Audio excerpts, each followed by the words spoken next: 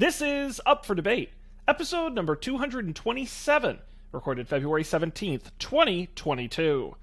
Hello, everybody. Welcome to this episode of Up for Debate, the debate podcast where the two hosts agree on everything. I'm Sean Jennings, joined as always by the original inventor of West Coast hip hop. It is Matt Mariani. Hello, Matt. Hello, Sean. I was just really quickly adding a couple of words to my account name today. Sean, I wanted to introduce you as one of the people who was not sitting in the front of the stage for the halftime show, who actually could tell what was going on. Sean Jennings, aka Dr. Dre. How are you tonight, Mr. Sean? Wiki. That's right, Matt. I'm here at the control panel, like my main man Dre. On the ones and twos. That's right. That's what does right. That actually mean? No one's. Are you really asking me that? On the ones and twos. I'm going to assume that's rhetorical because I certainly don't know the answer. Like a DJ thing. Matt, Super Bowl 56 has come and gone. What an event. What a spectacular. The great city of Los Angeles played host. We had the game. We had the halftime. We had the commercials. We had the prop bets. So much to cover, Matt. So much to cover. My big question, are you still hungover?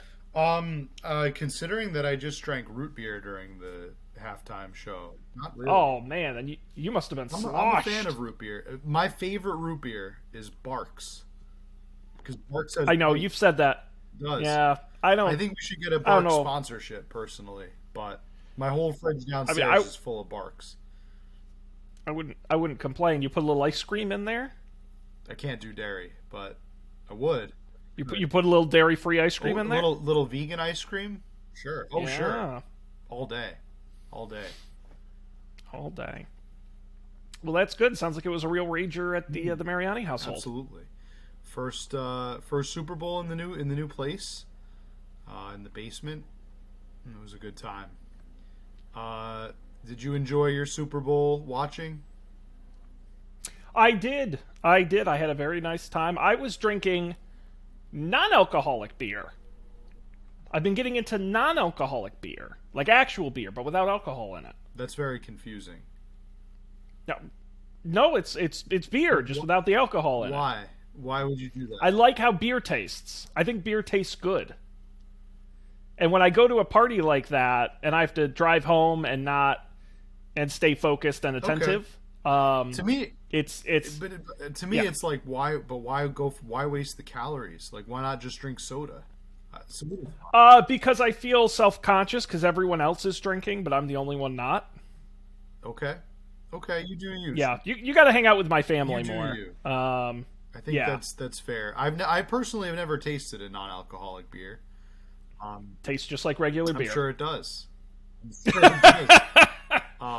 But I've been getting more into soda recently, which is not a good thing. It's a very bad thing. Sugar, calories, just as caffeine I've been trying to curb the sugar in other areas of my life. I've been cut out dairy completely, and here soda is now rearing its ugly head.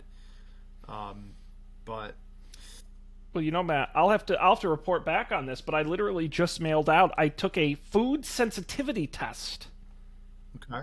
Where you can buy a kit and you put a bunch of your blood in it, and they'll test it for like 200 plus different foods and how sensitive you are to each. Yeah, I've heard of these. Tests. Yeah, so I'll report back when the results come in, but we'll find out why I feel gross all the time. The sensitivity test my doctor shared with me was just drink a glass of milk and see what happens. That's basically what he... Yeah, let him know if you feel When I bad. asked him, am I... What's going on? Can I do... Like, I feel really kind of bad whenever I have things with dairy in it. And they're like, oh, just drink some milk. And if, that's the thing, that's what's making you sick. Sure enough, it was. So... Matt, you could have gone to medical school with logic like that. No more dairy, I know. But one day we'll have to do an episode on dairy substitutes. They've come a long way. The alt milks.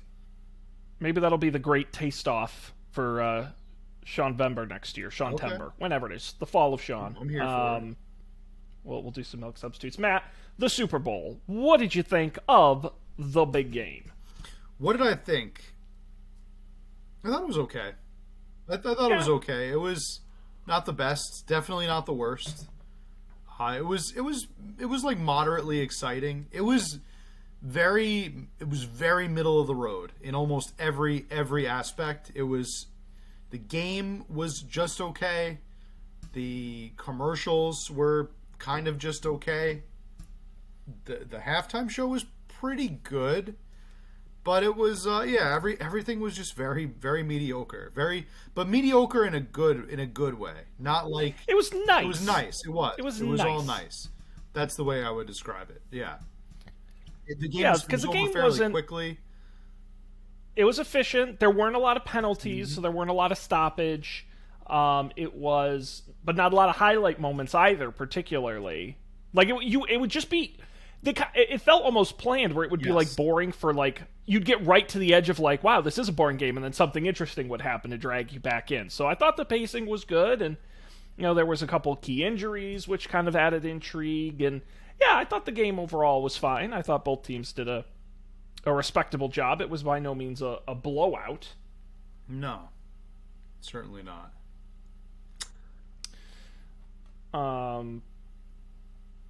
Let's see. Matt, how do you want to go about this? You want to do commercials? You want to do the halftime? You want to start in on the bets? I think overall, you want to talk about your favorite. Let's talk commercials. Let's talk commercials. Absolutely. I pulled up, so the USA Today ad meter always ranks the top ads of the show. And so, Matt, I'm curious what ads stood out to you and how they ranked accordingly. Any ads stand out to you? There were two ads that stood out to me. Okay. The first one was probably my favorite ad of the night, which was an ad for Rocket Mortgage, which featured the dollhouse. With Anna Kendrick, Anna Kendrick, and it had like the dolls. I really, really liked that ad. Katie liked that ad too. It was that was my favorite of I think the whole night. No, and believe it or not, that one actually ranked number 1 on the USA Today ad meter. Believe it or not, that's the most successful one. But it was the Barbie parody with better offer Betty and cash offer Carl and doing the little Barbie parody. Well, I like the end when they were like, well, you could go buy that other house, and it's like the Skeletor castle. Yes, with He-Man. Yes, like, exactly. I think he says something like the bones are good, but the neighbors are terrifying, or something like that. And Skeletor. Yeah. No, it was a really fun. I thought Anna Kendrick's sort of deadpan delivery was very good in it. Where she kind of just played it up like those old commercials. That was the highlight. My second favorite one was it was like a cryptocurrency. And for the record, I personally think cryptocurrency is a straight up scam, and I'm not a part of it in any way. But I like the commercial with Larry David, where Larry David is talking about like basically like he has the wrong take on everything, and then at the end he's like, I think crypto is bad. I think it'll never work, and trust me. I thought that was a good commercial. Larry David's funny, and to see him in all those wacky scenarios was funny. Well, the one thing that commercial proved to me was that it is possible to have an insane amount of money and still somehow want more. Like, Larry David shouldn't have to do cryptocurrency commercials. The man is insanely wealthy. No, definitely doesn't have to, but he probably just wanted to. But I'm like, seriously, people will do anything for money. Yeah. No, that one was good too. I think that one did not make the top 10. The LeBron James cryptocurrency was decent, where he visits his young self. That was okay. Yeah, I thought it was. I appreciated the technology they do those. That one also did not make the top 10. I did like the Anna Kendrick one a lot. My other one I really liked, just because I fell for the trick, was the Bud Light Seltzer Flavor Town with Guy Fieri. Where they're like, we have to show the mayor, and they're like going through the town, and like it just did not click in my brain what was going to happen, and they're like, look what we found, and it turns out it's Guy Fieri's the mayor of Flavortown. There's just something. I rewatched it tonight. There was just something about that ad that made me smile. So I did like that. And what about the Arnold Schwarzenegger showing up in? Well, Was that with Salma as Hayek? Zeus. And Yes. they were like, he was Zeus. Yeah, and I guess she was Hera. Well, that one kind of. And my biggest problem with the because number 2 on this USA Today chart is the Amazon Mind Reader commercial with Colin Jost and Scarlett Johansson. So many of these ads I saw before the Super Bowl. They were teased weeks in advance. I hate that they do that now. I want to. You know what? I wouldn't say it was my favorite ad, but you know what ad I liked a lot as a marketing guy? The bouncing Oh, QR God, code. I knew you were gonna mention that. Now, look, is that a great ad? Not really. Didn't say what the product was, but it was clever. It was surprising. It was original. I'll give them points for that. Do I think it really helped No, because their website crashed because so many people scanned it. Like, it wasn't an effective ad, but at least they tried something and we didn't see it coming. I had already seen a bunch of these ads prior to the game. It reminds me of that one in particular, just because of how new it, like how novel it was. I really liked the Tide commercial from last year. Yes, where Tide was in He every entering ad. into other ads. I really liked that. It was very meta, and it was breaking the fourth wall, and I particularly liked that one. Did you see the ad that took the shot at Tesla? Oh, the Polestar. Yes. Like, we're Yes, gonna yes, go yes. to That was a good Mars ad. or something. It was like, yeah, that was decent. Yeah, I think some of the other ones on this is the Lay's commercial with Paul Rudd and Seth Rogen, which I thought was funny. You had your obligatory Scientology commercial shortly after. Oh, I the start of the third I didn't quarter. get that. Is that a tri-state area thing? I didn't. I Maybe didn't you were see the going to bathroom. Scientology Maybe yet. you had too much non-alcoholic beer, and you had to get it out. Goes right out through of the you. system. No, that was it's very short. They're always really short. They don't really explain anything, because if they did, then that would be bad for their product, I guess. So it was just like a bunch of like random shots. You know, you probably have seen them. They're in every Super Bowl, and it's like questions, Scientology. It's like just very quick and very sudden. I think the one that bummed me out the most was Jim Carrey's Cable Guy for Verizon, which it was like, again, you have money. You don't have to do this. Like, no one's making you... Like, now, if he said, like, I'm making a new Cable Guy movie, a sequel, I'd be like, okay, that's interesting. Cable Guy is a really interesting movie. But to do it in a commercial for Verizon? Ugh. Yeah, that was strange. That was a little confusing. out. I was confused by that. Yeah. Yeah. I E-Trade brought the baby back. I saw that. Yes, yeah, the returning of the baby. I don't Which, know how I feel again, about does that. anyone remember the E-Trade baby? I feel like a I certain did. generation just... I remembered it when they started the commercial, but I had completely forgotten about it until that very moment. I was like, oh yeah, that's right. It was very, I will say, in general, the show, the whole thing, the performance, the halftime performance and the commercials, very geared toward the aughts. It was an aughts. It was Yes. very much an Well, early that's- 2000s nostalgia dump. Well, it's that 20-year rule, right? Where in the 70s, everyone was doing 50s revivals. And in the 80s, in the 90s, we were all doing 70s and 80s revival. And it's always that 20-year, and we're just hitting that point where the aughts are cool again. I don't know. I don't think honestly, I don't think the aughts were even cool during the aughts. No, the aughts were terrible. But that's what someone else pointed out, is all of the Super Bowl performers, except for Kendrick Lamar, had their number one hits in like 2000, 2001, 2002. I mean, everyone thinks of them as being 90s, but they peaked into the 2000s. yeah. They really are 2000s artists. Dre, maybe not. He's a little older, but you think of Eminem, Mary J. Blige, and all these guys. That was their era. Yeah. Snoop was Yeah. a little bit 90s. He was, but as like a solo guy, he was still putting out big hits in that time.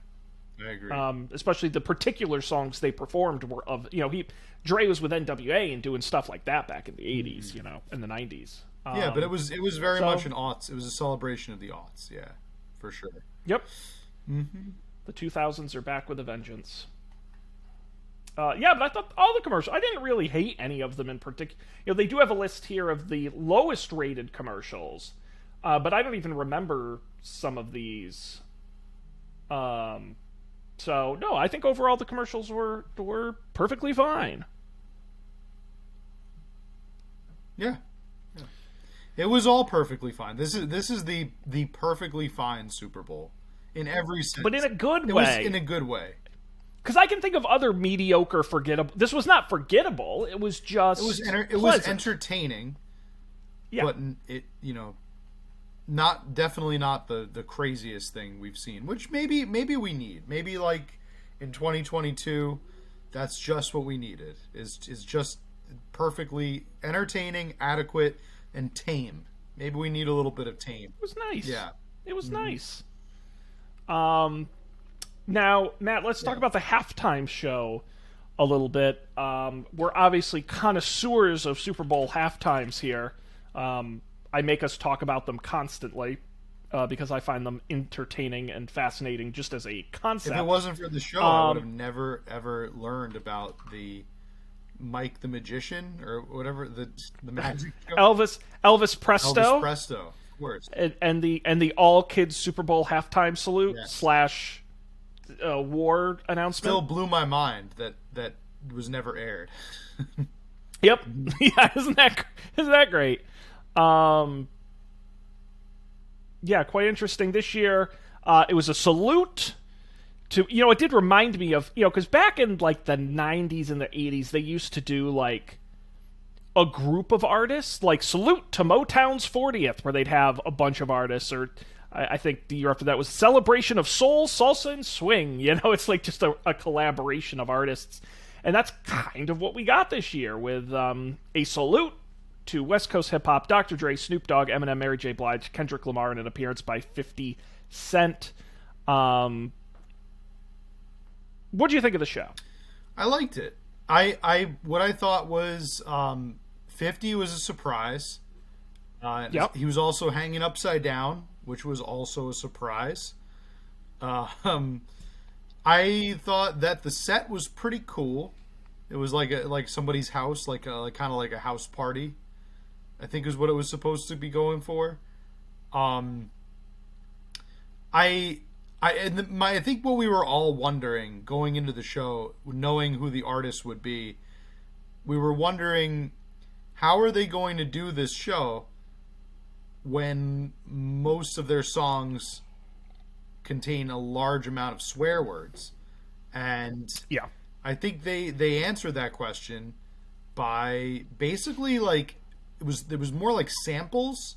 I felt like each of them was like, it was like a, and to me that was even more aughts, because that reminded me of like the 30-second snippets you would get on like an iTunes music store.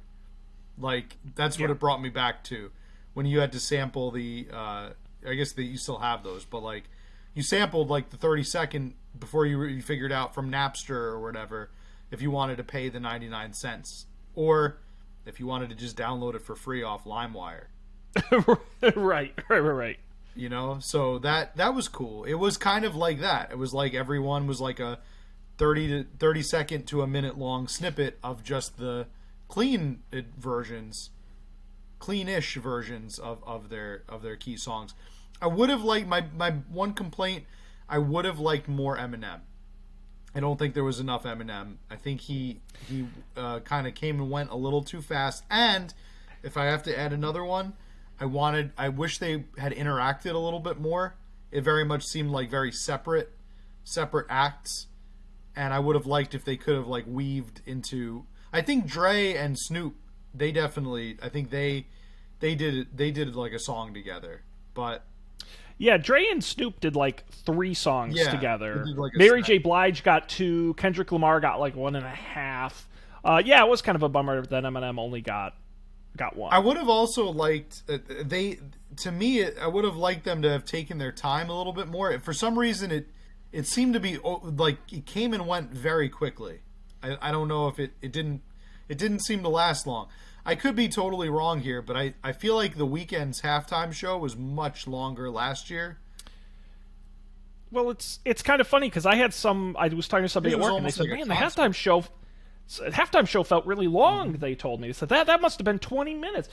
No, Matt, the Super Bowl halftimes have for the last couple of years been really consistent in that like 10 to 15 minute range, usually right around 14 minutes. So no, not one was not longer than the other. I just think it was one artist in the weekend versus 6 artists in this show. They kind of had to go at a faster rate to get everybody in. Didn't the weekend have So it felt the fast. longest halftime show or something? He set some kind of record? It was a good length, but I don't think it was like 30 minutes or anything like that. Not. It was within that same range. But I rewatched it. Such a contrast the weekend to this year's show, where the weekend's performance was so focused on the visual elements. I mean, I think that thing had more pyrotechnics than July 4th. It was crazy. Whereas this was a very stripped down performance. There was very little pyro, very little lighting, very little set change, no big screens or anything like that. I mean, this was really a bare bones show. It was. I was kind of bummed because they had all these retro convertibles, and I thought they were going to like drive them around or something, and they didn't even. I thought they were going to make them bounce. I thought they were going to like. Yes! That would have been that's a 2000s thing right there, 90s. That would have been awesome. Yeah. But they didn't make them bounce. They were just sitting there. So thought that was a little bit of a missed opportunity. Also, if you paid all that money and you sat on the opposite side of the stage, I know there's like jumbotrons and everybody obviously could see what was going on, but just you can't help but think that they might have felt cheated if they're on one side of the stadium. Well, that was another thing with the weekend, too, I noticed, was really aggressive cinematography. I mean, they were shooting him from every camera in the stadium, all kinds of angles, close-ups, far away, sky cam. This was shot very traditionally like a concert. I mean, it really was. This was not a halftime show. It really was a concert. I like that aspect of the weekend part, though, because that was the pandemic Super Bowl. So that was like the one that, like, there wasn't really a live audience for. So it was more marketed toward... It was designed for the television. It was designed to be TV oriented. And if you think about it, the weekend, I mean, that was the first time that I can recall ever the majority of the show didn't take place on the field, right? He did it up by the scoreboard. It was only on the field at the very end. So there was a lot of creativity there. But I give this show credit. You know, when I think about what makes a successful Super Bowl halftime show, to me, you need either a show like this year's or a show like last year's, right? You need one artist who can creatively drive a 14-minute show, or you need a group of artists who together create a narrative that is interesting to listen to and watch. I still think one of my favorite halftimes of all time was Super Bowl 50 with Coldplay and Beyonce and Bruno Mars.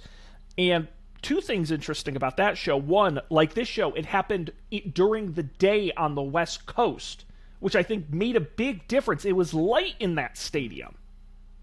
And I think it really makes it feel more alive. And I don't underrate that. I think that's important. But the other thing is, we think about the Beyonce and the Bruno Mars. They had the little back and forth. They mixed it up with Coldplay, a couple different genres, but they all meshed well. High energy, danceable. I think those are the kind of, even Shakira and J-Lo to some degree, sharing the I just think the age of the one artist covering the whole show may be coming to an end, and I think that's a good thing, because I think it's a lot, and I think you can really do these sort of genre collaborations, again, like the Salute to Motown, or whatever, that can really sustain an entire show. Do you think we'll ever get something like Salute to Motown again? I think no, right? I don't think it'll be framed that way. But if you said to me, next year they're doing, you want to talk about 2000s throwback, but they're doing a 2000s throwback, and it's going to be, who was big in the 2000s? Imagine Dragons, and the Lumineers, and I don't know. You're talking about do I have to go farther back? 2010s, Sean. All right, biggest. These are all artists. definitely. I have no concept of time. No, I feel like the concept of nostalgia died after the 2000s, because I don't know how you could be nostalgic for the 2010s in 10 years from now, right? Following that 20-year rule, just because now you have access to so many other decades to be nostalgic for. It's like. All right, Matt. How about this for you? We're having our salute to new metal. That's right. We've got Limp Bizkit, and we've got Linkin Park, and we've got Stained, Disturbed? and we've got. It would be the worst concert in the history of mankind. It would be awful. Disturbed. Are you kidding me? Slipknot, Papa Roach. I mean, what a show. Korn? Korn with the K? With the K. Absolutely, one of the biggest to ever do it. But the problem is, I don't think they would call it Salute to New Metal. You know what I mean? But I do think you could see genre combinations Cannibal like that. Corpse. That's a name I haven't said in a long time. I was going to say, Matt, can I read you... this may be my favorite Wikipedia page of all time, list of new metal bands. Can I read you some of these? Go for it. Because this is really impressive. We've got such great bands as Human Waste Project. Let's see, what else do we... Well, Hoobastank is always a classic. Lollipop Lust Kill. Yeah, I've heard of it. Maximum the Hormone. Imagine Dragons. I don't know if they're quite new metal. Oh, they're definitely new metal, Sean. I'm going to challenge you on that. Challenge. Judges. 1,000-Foot Crunch. That sounds like a cereal. There's a band called Vanilla Ice, which actually I think is very funny. I don't know how they got away with that. Raging Speedhorn. Anyway. Would Breaking Benjamin fit in there? Probably not. I think they're a little more punky. Yeah.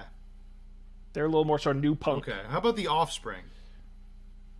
Again, they're awfully poppy. I don't think they're new metal. No, I wouldn't. No. But are you talking about Carnival? No. I would definitely... No. I would like to see The Offspring do a halftime show. Well, again, I think you could do like even if you went to the 90s, you could do like a Third Eye Blind, Goo Goo Dolls halftime show. I mean, you just have to pick a direction and go with it. I mean, are there any artists... Next year's Super Bowl, Matt, will be in Glendale, Arizona. Are there any artists you would like to see perform at half? I don't really have any that I would like to see, but I really just hope they won't go country. And I just have a weird feeling that they're going to do country. Because they haven't really done a country halftime show. Not for a long time. And it's going to be really annoying. Well, maybe not. I don't know. They surprised me by doing the rap hip-hop, ode to hip-hop. That was cool. Is there a group that I would like to see?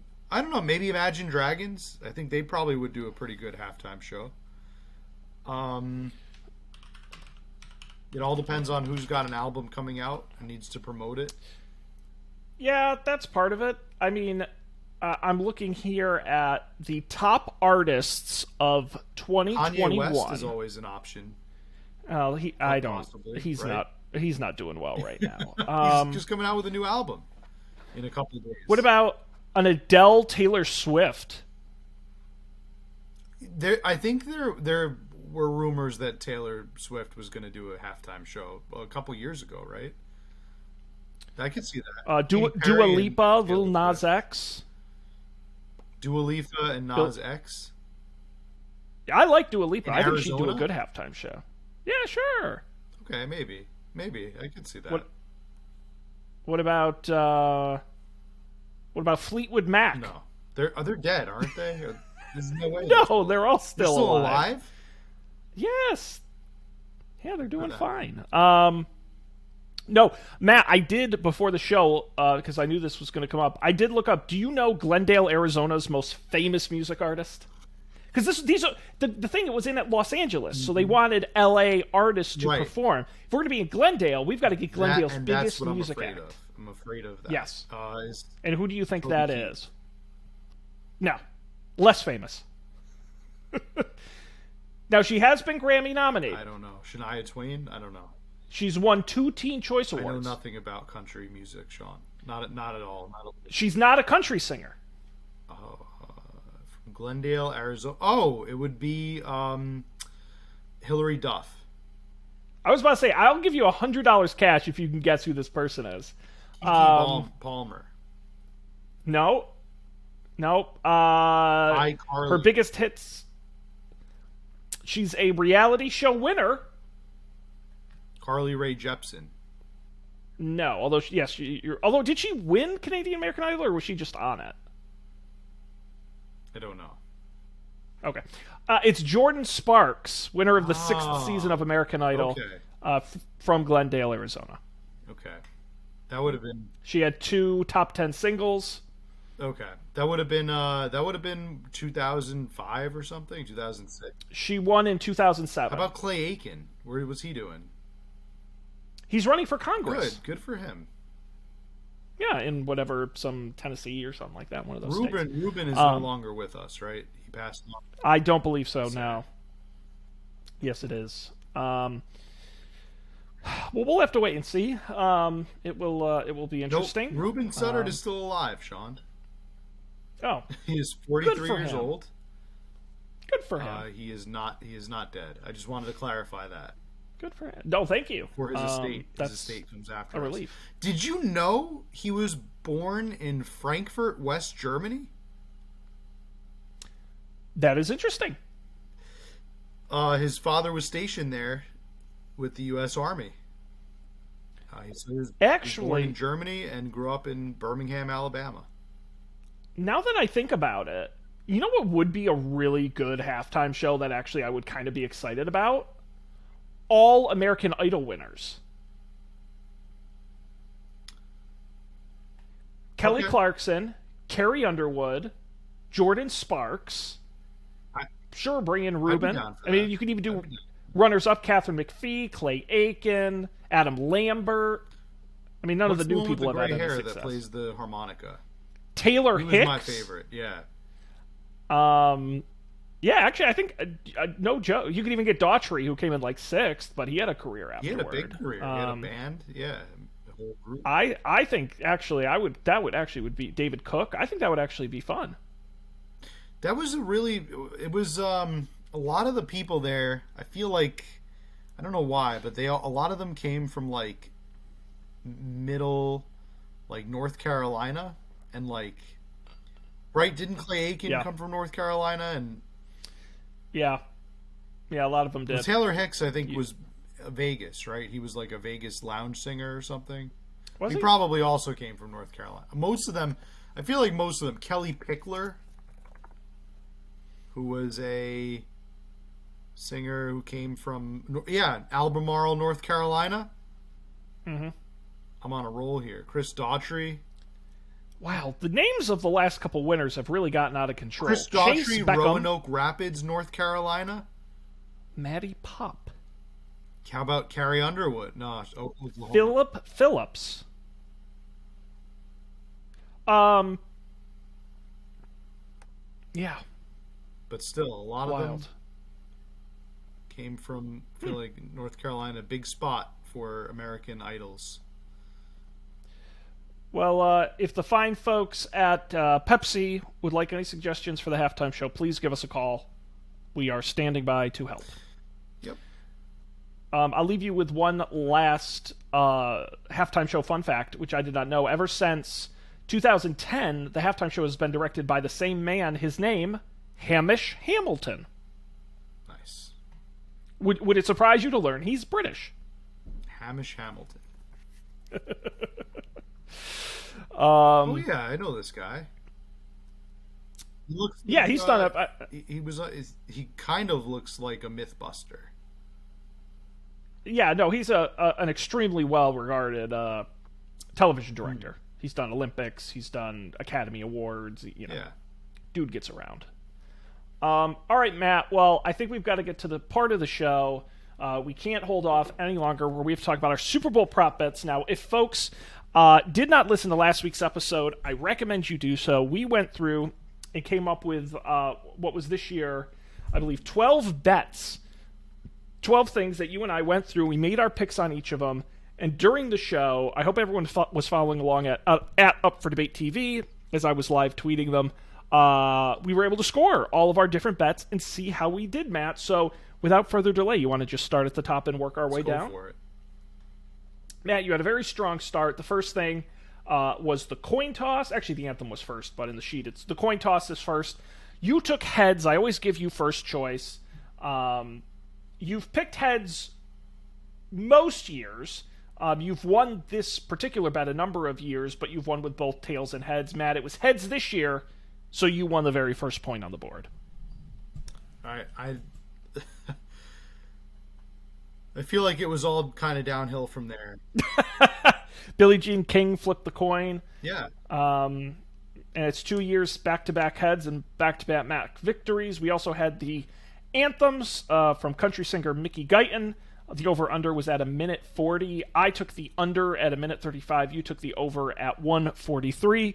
Matt, I forgot my most important rule in Super Bowl pop bets. Always take the over on the anthem. They always take forever to sing it. I was so stupid to take the under. My unofficial time, I didn't Google what the bet said, but it was definitely over, was 150. So a short song by Super Bowl standards, but wasn't the under for me to win. So you're up 2-0 right at the start. Is it bad that I thought that Billie Jean King was Phyllis from The Office? Why would Phyllis from The Office be flipping the coin at the Super Bowl? That's what I was wondering too, but she looks a lot like her. Yeah, I don't know. I don't think they're related or anything, but that would be interesting if they were. Now, how are you feeling at this point in the game, Matt? You're up 2-0. Strong start. I was getting a little nervous. Mm-hmm. It's definitely coming out of the gate feeling pretty good, but I think things might take a turn. Well, we had a couple bets early in the game. The type of first penalty of the game, which was a new bet we had never done before. You said false start. I said offensive holding. Matt, we were both wrong. It was actually a delay of game on the Rams. Yep. Not many penalties. And I think the second penalty was if I'm not mistaken, the second penalty was a false start.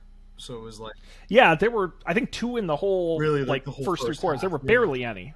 The fourth quarter got a little flaggy, but nobody got a point on that one. That was a wash. We also went through the first player to score.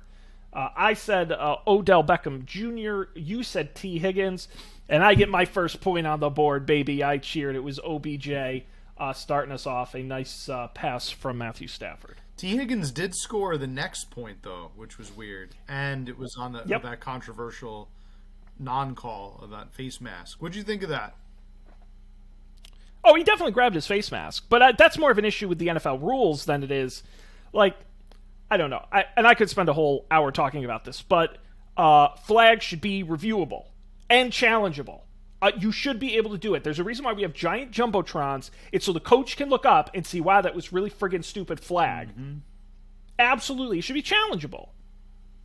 And there should be the sky judge, where the NFL headquarters can call and say, whoa, stop the game, timeout.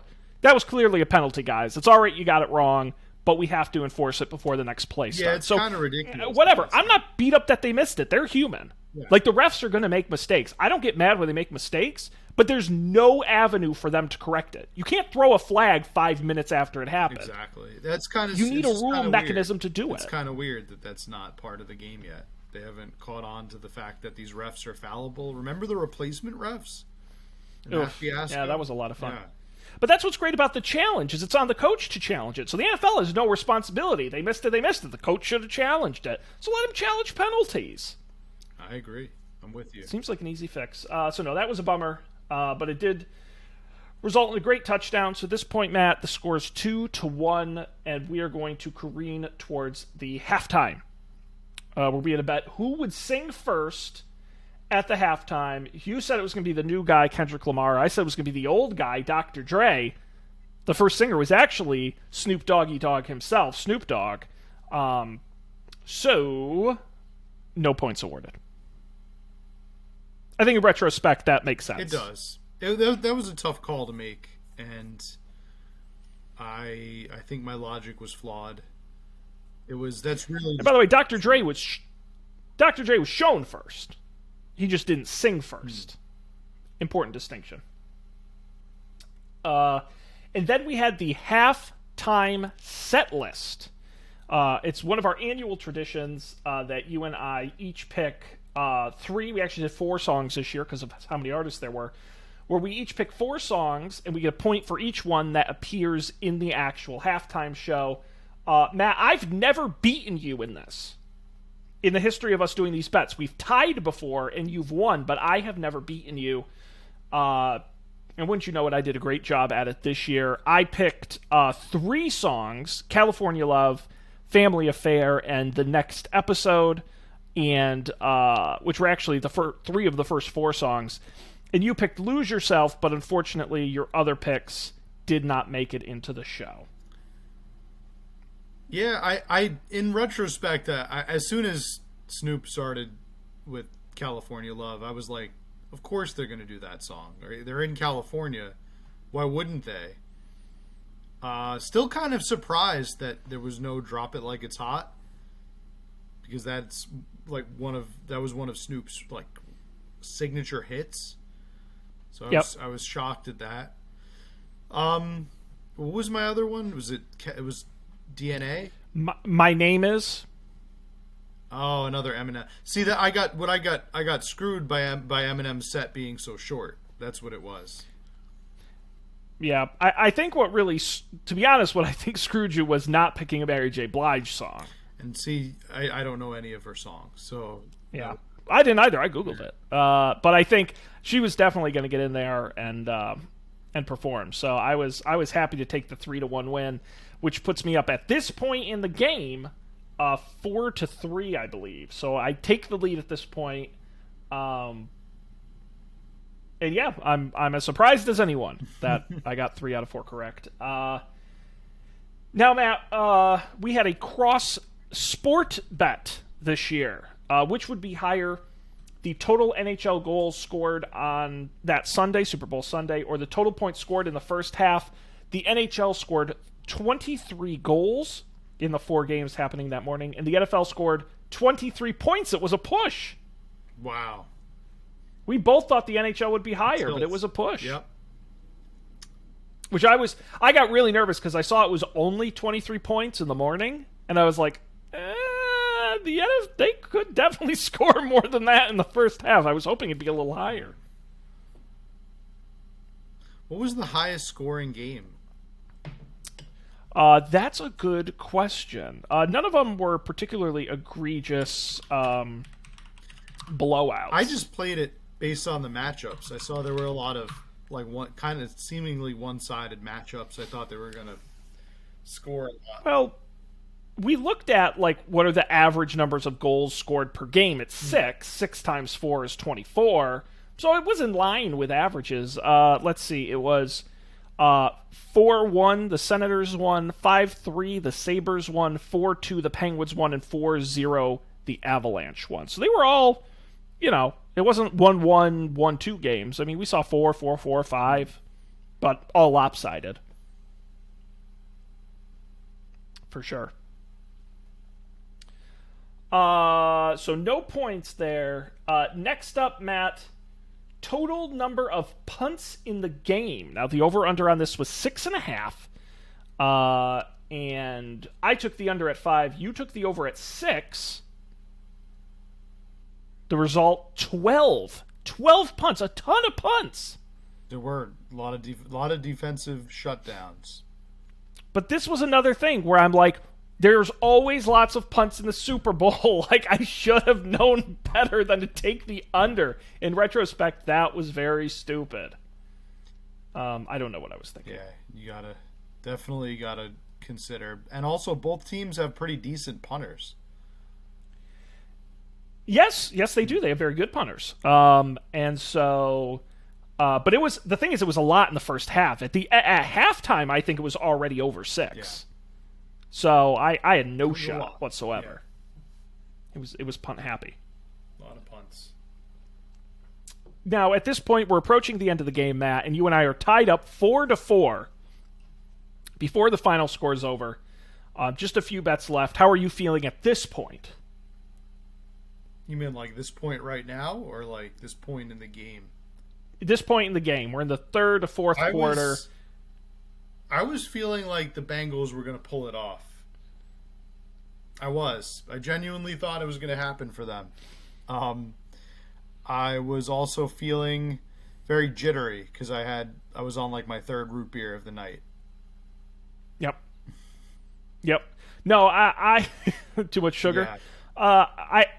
I knew they sacked Joe Burrow a Super Bowl tying record 9 times. When that happened, I knew they weren't going to win. Because what was going to happen is they were going to get the ball in the fourth quarter, which they did, and be under a ton of pressure, which they were, to have to score to win the game. And all it takes is one more sack, and he's toast. Well, when they rolled his leg. I think was that in the third quarter. I thought he was out. I thought that was it. Yes, that looked bad. They were taking him off. Although the not field as in that moment. Speaking of your name, OBJ's injury, that looked bad. Yeah. The replay looked gross. That was one of those ones where you know exactly what it is before he even comes off the field. You can just tell this is an ACL, and he's going to be probably going under the knife. Right after the game. Definitely unpleasant. Yeah.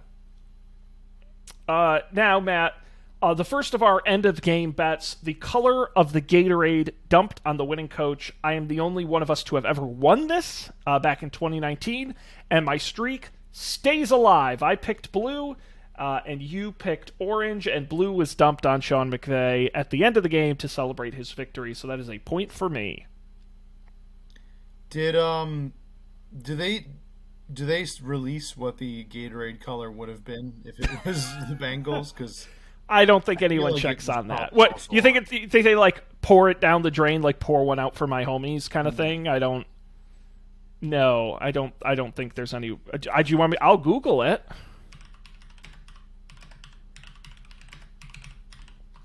Do you know that there's like 4 different kinds of blue Gatorade? Yes, I actually had to buy Gatorade the other day. Someone asked me to buy Gatorade, and they said, get the blue one. And it was like a disaster. Yeah. And then if you're colorblind, forget it. That's like adds another mystery factor to it. I'm sure. Like if you can't distinguish different like shades, pigments of the color blue. Well, there was blue cherry, but there was also cool blue, which isn't a flavor. No. It's a color. It's like antifreeze. Very odd. Yeah. Yeah, no, I can't find anywhere online where it says what color Gatorade the Bengals had, unfortunately. And now, Matt, we get to the conclusion of the game, where we got to talk about the winners. The Los Angeles Rams are Super Bowl 56 champions, winning by a score of 23-20. With MVP wide receiver Cooper Kupp. I picked the Rams to win over the Bengals, so I get a point. Neither of us got the score correct, although you were close. If it were just one field goal less, you would have gotten it. Unfortunately, it wasn't. And then you had Joe Burrow, I had Matt Stafford, so neither of us got the MVP point. Add that all up, Matt. For only the second time in the multi-year history of our Super Bowl prop bets, I am the champion with a score of 6-4. Congratulations. The crowd is going wild. When was the other year? I won back in 2018. That was the Eagles Patriots Super Bowl. Oh, okay. And the only reason I won that one was because we did a lot of kind of wacky tweet where I got like the presidential how many times the president would tweet. I got a lot of points for that. One of them was like, what's Bill Belichick? What's his sweatshirt going to look like? Or we did Brady completions or Kevin Durant points, which I won. We did a lot of, and then we also had a lot of like both and none, where you weren't picking up points. Overall, it was a low scoring competition for us. Yeah. So, low scoring affair. Nope. So, and I'll give you credit, Matt. If it weren't for the whole set list thing, I wouldn't have won. That's what got me my 2 points to beat you. You did a really good job with the coin toss, the anthem, the total punts. It was just that the halftime that really killed you. Halftime show. And this is one of the rare occasions I did not pick the winning team. Your streak is broken, Matt. You can finally relax. You had picked the winning team forever. But you did say on the last episode that you weren't going with your head, you were going with your heart. That's right. And you admitted it was not the smart decision to take the Bengals. No, I was very much going with the team that I wanted to win, not the team that I thought would win. But the magic is broken, temporarily broken. We'll see what happens next year. Do you think either of these teams are going to be back? I guess this is the time when we make our prediction for next year, right? Yes, and I'm actually going to write it down properly this year because we'll forget. And so for when I reopen the spreadsheet we weren't in a too year, far off combined. I think we each had teams no, that made it very no, far. you didn't. No, you had like Bills and Bills made it. They made it pretty. Well, they were playoff teams. I had the Rams. You did. Neither of us had the Bengals. They were. No, it was a surprise. It was a total surprise. I had was it Bills and couldn't have been Bills and Chiefs. No, Bills Bucks. I think Bucks, you had. Right. Mm-hmm. Yeah. Matt, you wanna open up how you think next year's going to go? What's going to happen? I think there's a good case for either of these teams to be back in the mix. Of the two,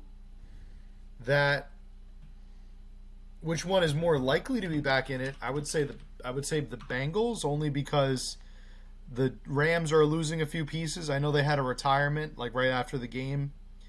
Couple of other question marks going on. The Rams are not a terribly exciting team.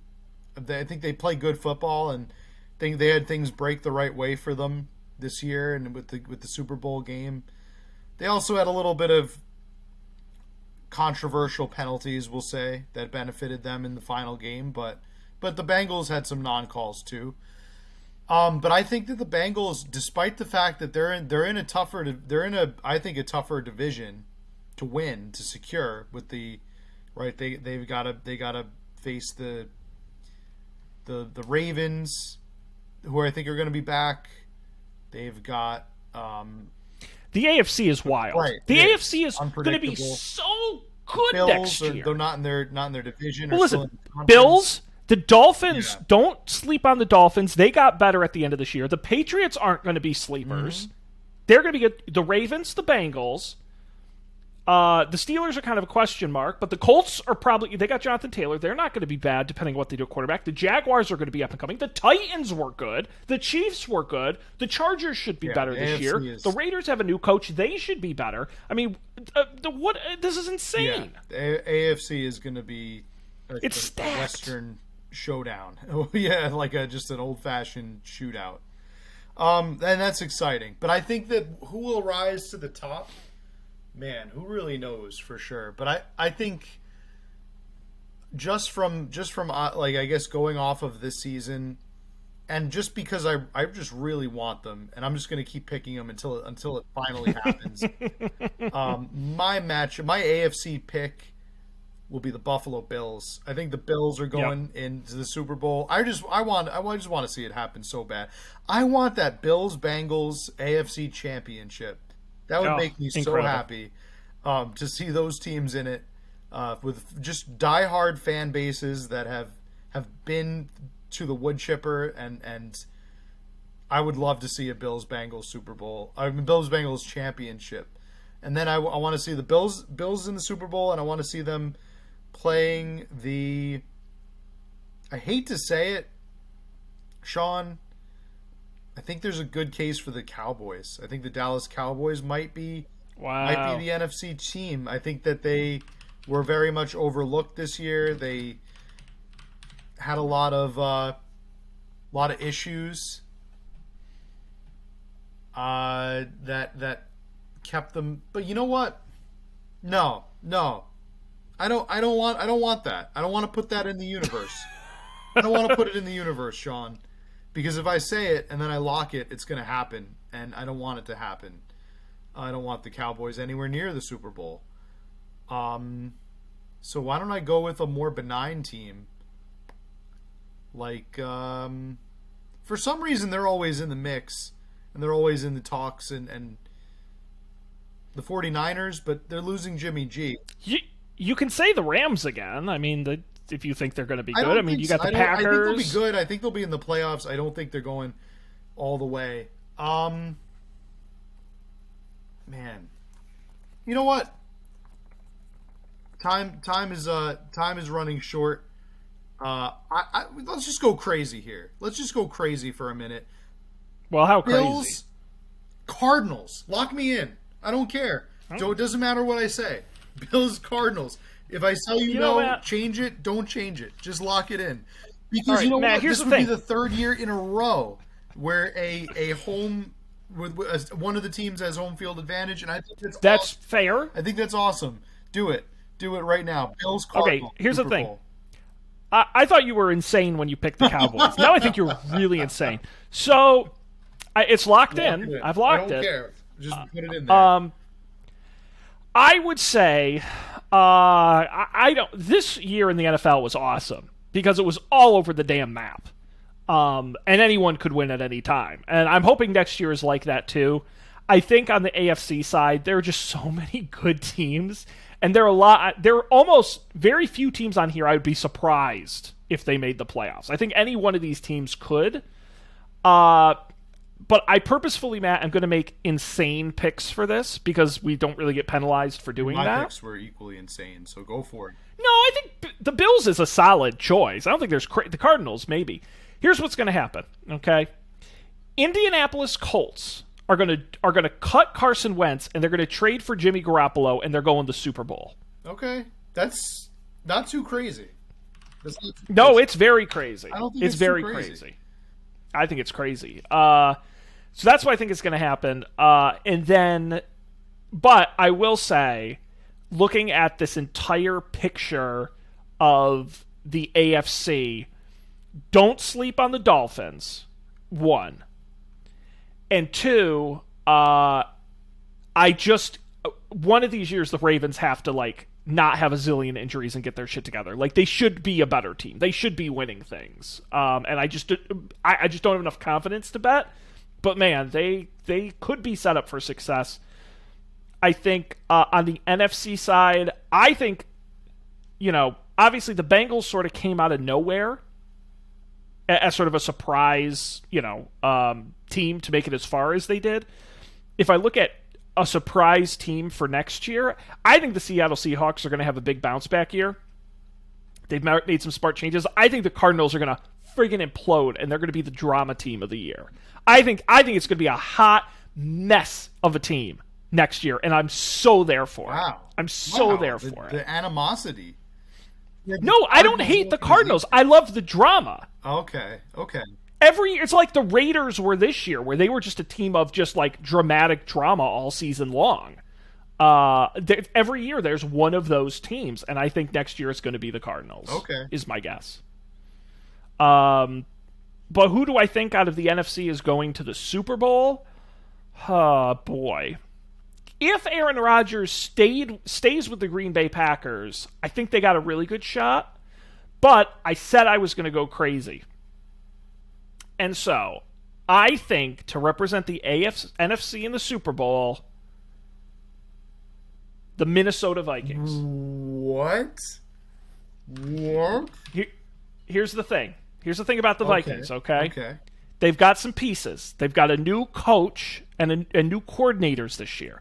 Kirk Cousins is in his contract year. And if he doesn't play well, no team on earth is ever going to sign him after the massive contracts the Vikings gave him to be mediocre. I think with the right coordinator and quarterbacks coach, Kirk Cousins can play well enough on a team that had a decent defense. Look, I'm not saying this is likely. It is a stretch, but I'm also saying it's not impossible.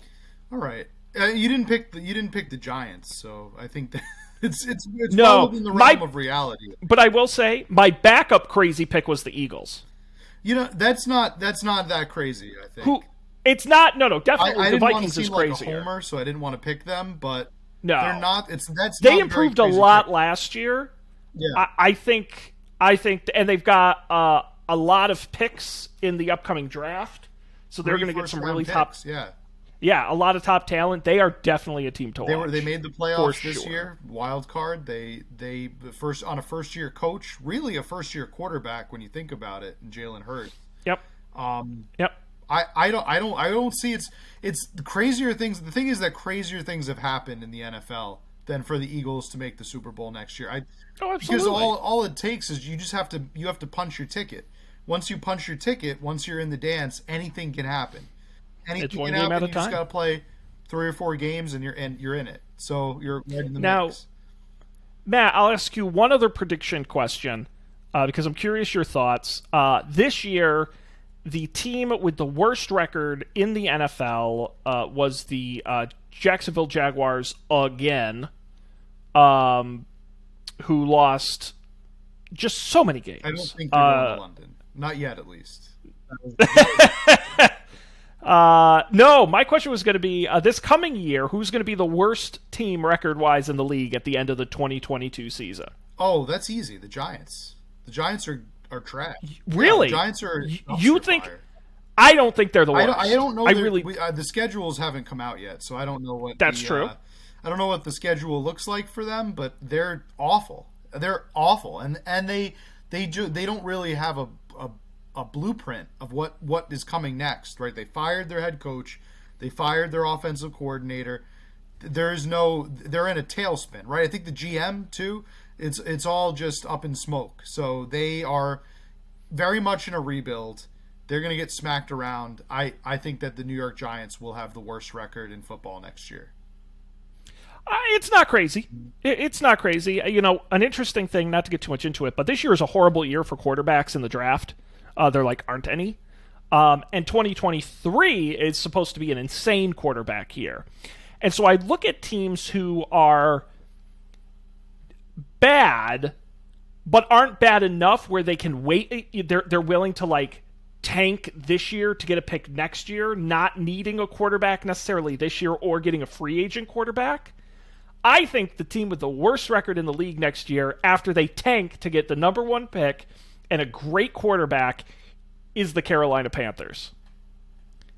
I think they can get away with sucking this year and not having to put in an effort and tanking to get that number 1 pick. See, my other inclination was going to be the Saints, because the Saints are going to, they're going to be missing their yeah, they don't have a big question mark at quarterback, big question mark at running back now too with Kamara. Yeah. So I think that what's their saving grace is that they still have a pretty good defense. And I think the Detroit Lions is in there as well. I mean, because they don't have a franchise quarterback, but I think they can also suffer through Jared Goff for another year if it means getting. When I look at a team like Washington or maybe Indianapolis, even Pittsburgh to some degree, or the Bucks, they might draft a quarterback this year because they've got a lot of good pieces and they can't afford to wait a year.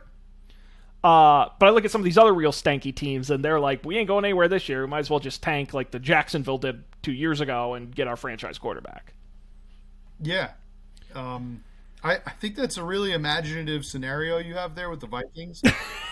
I thought my pick was crazy, putting the Cardinals out there. But here's the thing. You didn't say you were going crazy on purpose. You actually meant that to be a good pick. Oh, Sean, by the way, I want you to switch me to the 49ers. Okay, no. The 40, no. No, I'm not. No. 49ers would be a better choice. But I told you to lock me in. Lock me in. All right. Jimmy G's gone. He's out of there. He's piecing. He's going. The Trey Lance era is upon us. Indeed. A rookie quarterback so mediocre that they started Jimmy G over him all season long. I don't know what that says about him, but yeah, it'll be fun. It'll be fun. But honestly, Jimmy G's going to land somewhere good. I think if I had to switch out, I'd probably stick the Eagles in there. But I would be so conflicted in a Bills-Eagles Super Bowl. I wouldn't know what to do. Boy, that would be a hoot. But the Eagles just won the Super Bowl a couple years ago. Do they really need to win again? Give it to the Bills. That would make me the happiest because I would be happy either way. And gosh, the Bills really, if any team deserves it, after the misery that they've been put through. Any team that goes to 4 consecutive Super Bowls and loses all of them. And goes to overtime in the championship game and loses just because of a coin toss, really. And yeah, so sad.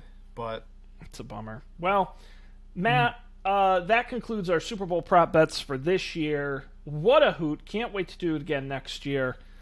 You'll have an opportunity for revenge. Yeah, I just hope that the playoffs next year are just as just absolutely crazy as this year. I've never, in what other year, Sean, were the games so, like, every single one of them were so enthralling, and then the Super Bowl was just all right. But I would even argue, I think the whole season was great. I mean, literally, the whole season, we had so many teams with great records. Very few teams, like, straight up stunk. Everybody was in the mix at one point or the other. There was interesting player drama. The fantasy it was just a great NFL season overall, which was so pleasant to see. So we had a lot of the rookies played well. We had a lot of surprise breakout stars. I think it was great. So we'll be back on it next year when the NFL kicks back off. Now, Matt, we got to look ahead here because coming up in the next couple of weeks, we will be doing Space Jam: A New Legacy. As we promised, we did the first one. Now we'll do the other one. And coming up very shortly, March Madness. Are you ready, Matt? I'm all ready, Sean. You know what's coming up. You know what's happening. The thing is, I don't know. I don't know what's coming up. Happening. That's the problem. I'm pumped. Oh my God. Always. I am. That's what I love about you, Matt. Is I genuinely couldn't even guess what you're planning. That's what's great about this. Not even an inclination. So we got some great stuff ahead of us. Excellent. Well, that's great. Well, folks should come back. Subscribe to us wherever you get podcasts. Look for Up for Debate. We're on all the major platforms, and you can follow us at Up for Debate TV on Twitter. Email us upfordebatetv@gmail.com with the video version on YouTube. Just look up for Debate and look for the purple icon. But that's going to do it for us here. So we're going to wrap it up. On behalf of Matt, I'm Sean. Thanks, everyone, for being here. What a great, super episode of Up for Debate. And we'll see you guys next time for even more. Good night.